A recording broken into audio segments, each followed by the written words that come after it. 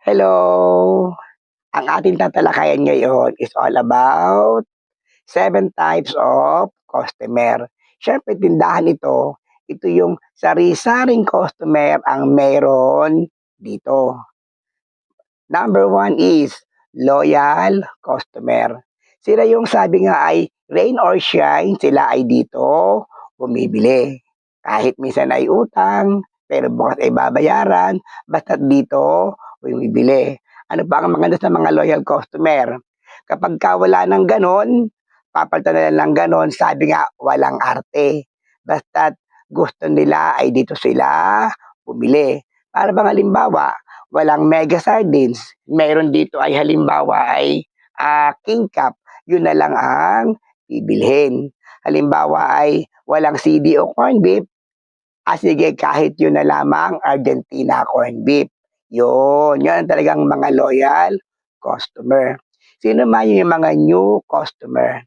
Usually, syempre ito kasi ay barangay nga.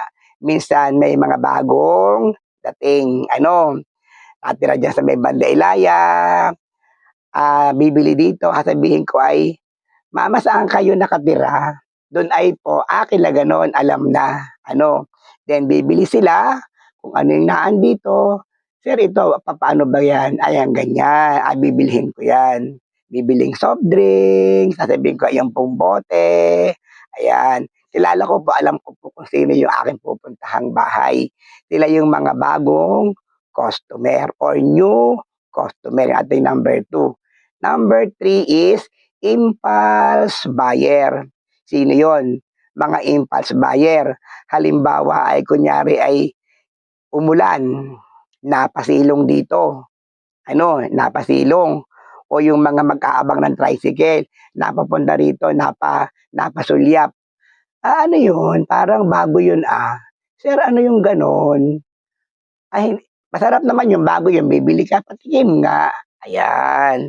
Kumbaga sa ay napaibig, pero hindi niya kilala yung bibilin, pero siya ay napabili. Kasi nagustuhan ang itsura. Alam mo naman ngayon ang mga chichirya, ang mga biskwit, ang gaganda ng mga balot, kaya akala mo ang sarap. So, dahil sa ganda ng itsura, talagang sila ay napapabili. Ang number 4 ay need-based buyer. Need-based, ang ibig sabihin, pag hindi kailangan, hindi sila bibili. Pag kailangan na, tsaka pa lang bibilhin. Para bang halimbawa ganito, hindi ko naman kailangan ang mantika or langis,